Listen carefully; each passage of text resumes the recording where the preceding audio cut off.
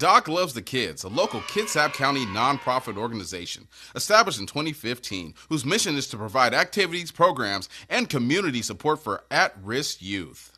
They put the U in community. Doc Loves the Kids.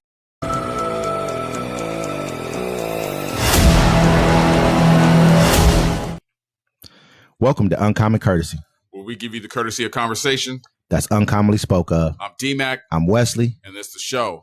Don't forget to like, comment, subscribe. Don't forget to catch us every Friday, 7 p.m. Pacific time on the Friday Fix.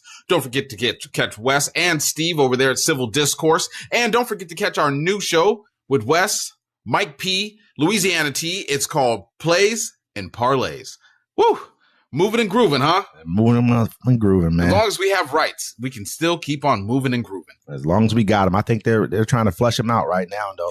Yeah, no, they're going to try to take them away, ladies and gentlemen. Trump administration floats suspending Habeas Corpus. What's that? Stephen Miller, a senior advisor to President Trump, was answering questions about illegal immigration. He told reporters May 9th that the Trump administration is actively looking to suspend a constitutional right that allows people to challenge in court their detention. Miller, the White House deputy chief of staff, said the Constitution says the privilege of the writ of habeas corpus can be suspended in a time of invasion. Habeas corpus, Latin for you have the body, is used to determine if the government detention of someone in prison is legal, according to Cornell Law School Legal Information Institution. A writ of habeas corpus is used in a federal court under civil law to challenge a person's detention, commonly used by people in prison who are challenging the conviction that led to their prison sentence. Miller comments come amid several high-profile cases involving the Trump administration where habeas corpus has become a central issue. The cases have included people without lawful status in the country, as well as international students targeted for their pro-Palestinian advocacy. Now, ladies and gentlemen, basically what this is saying to everybody is that you won't be able to defend yourself in court. If they arrest you for something, it's basically you're just arrested for it. There's no trial. There's nothing that, basically you don't get due process. Hey, this is what really, really concerns me, because most of you, what you're going to say is, oh, this will just be used for migrants. No, it'll be used for everybody. This is now across the board, so they can come into and arrest whoever. They've already said it basically to where they can come into your home without a warrant, warrantless, coming inside your home. Now they're basically talking about, hey, I can just arrest you. You have no right to defend yourself, and I can just keep you indefinitely. And so, I mean, I'm not sure where this was part of the Constitution or a part of America that you signed up for, but I sure as hell didn't sign up for this as being a part of America. And this is not something this is not America that I recognize. It's not America that I'm willing to deal with. I'm not even going to say live in, because I'm going to say, believe that, but I'm not going to deal with what's happening right here. I'm sure a lot of other Americans are going to feel the same exact way. I saw a group of 25 people. I think it was up on the Northeast, basically trying to stop ICE from taking away a mother away from her kids. They were trying to stop her. Like, they arrested a couple of the protesters. Most of these people were women. You know what I mean? I'm not saying that neighbors. And once us men need to start standing up and watching what's happening, the women are fighting back. They're willing to do it. We got to start standing up as well. We got to. Sometimes it may take getting arrested, because pretty soon I think they're going to start probably shooting people. Well, remember, honestly, they arrested the governor or the mayor of New Jersey. Yeah, the other a couple days ago, because he was out there protesting the detention center. Him and a couple of I think a couple senators got arrested. They already told us, watch what's coming, man. And this is one of the things they're talking about. He basically said, Stephen Miller said, depending on how the judges rule, is if we're going to be pushing forward with this. Here, let me play the clip for everybody, so you guys can tell we're not just joking. I'm gonna play the clip. Hold on, there's a question back there first. I have two quick questions. First, President Trump has talked about potentially suspending habeas corpus to take care of the illegal immigration problem. When could we see that happen, do you think? Well, the Constitution is clear, and that, of course, is the supreme law of the land, that the privilege of the writ of habeas corpus can be suspended in a time of invasion. So I would say that's an option we're actively looking at. Look, a lot of it depends on whether the courts do the right thing or not. At the end of the day, Congress passed a body of law known as the Immigration and Nationality Act, which stripped Article III courts, that's the judicial branch, of jurisdiction over immigration cases. So Congress actually passed, it's called jurisdiction stripping legislation. it passed a number of laws that say that the Article 3 courts aren't even allowed to be involved in immigration cases. Many of you probably don't know this. I'll give you a good example. Are you familiar with the term temporary protected status, or TPS, right?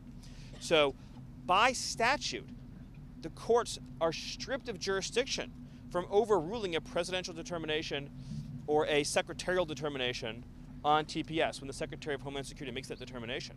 So when Secretary Noem terminated TPS for the illegals that Biden flew into the country, when courts stepped in, they were violating explicit language that Congress had enacted, saying they have no jurisdiction.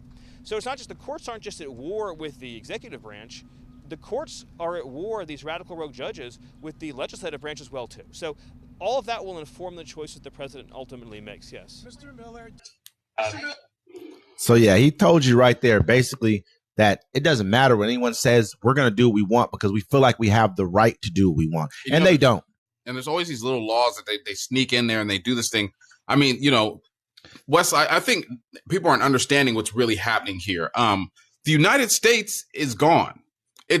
We're just the United States in name. You need to understand what our world's about to be. Look, they're going to fire we're not even going to cover this story. We'll probably cover it later. They're firing top generals in brass. You know what I'm saying? They're downsizing the government. So only a few people can handle certain criteria and certain businesses and stuff. You need to understand the America you grew up in is going to be gone. There's no coming back from this. There's no, in 4 years, we're going to have a Democratic president and everything's going to turn around. No, the damage, it's not even going to be damage done. It's a restructuring phase that we're in right now. Kind of like when your sports team has to rebuild, but this way we're rebuilding in the face of white supremacy. Full-blown white supremacy. This is what a lot of people don't, you can admit it or not. This is exactly what you voted for. He preached it. He said this was going. And so they're taking the country, going to put it right back into a white nation. First, they got to get rid of all the brown people. If they can't get rid of them, they're going to jail them. They can't. And when they jail them, they're going to hit them with crimes and put them out in labor camps for hard labor. You know what I'm saying? That's how they're going to get stuff out. They're already doing this. They're already doing black people. It's already a thing. It's already been done in this country already. So now they're going to be able to arrest you without due process. They're going to be able to hold you in a cell. I mean, they already do that to us anyways. I've heard stories of people. They got black dudes in Rikers right now, been in there for 3 years and haven't seen a judge. You know, I mean, so these things are not far fetched. We're showing you what they're saying. They're not far, bro. They do it. They do it to black folks all the time.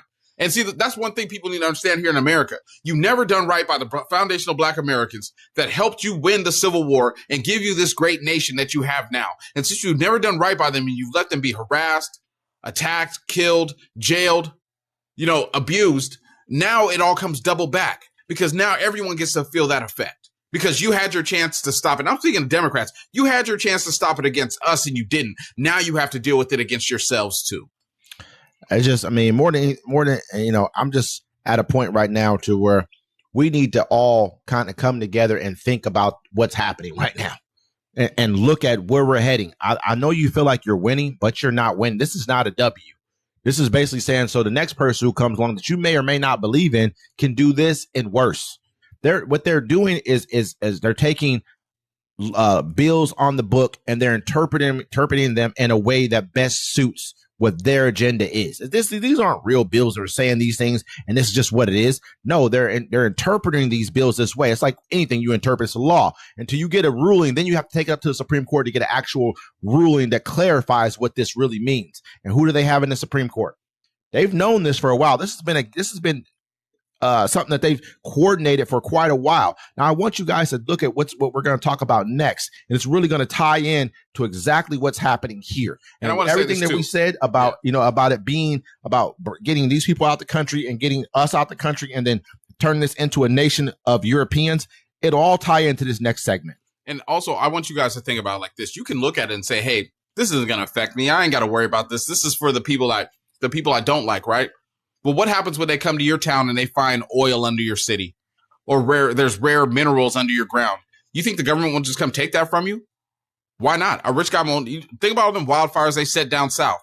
Whole bunch of places never had wildfires. Now they got wildfires because they found all that lithium down there. You know what I'm saying? What if when they come to get your stuff and you try to fight them and they lock you up in jail, then you'll realize what you've done to yourself. Absolutely.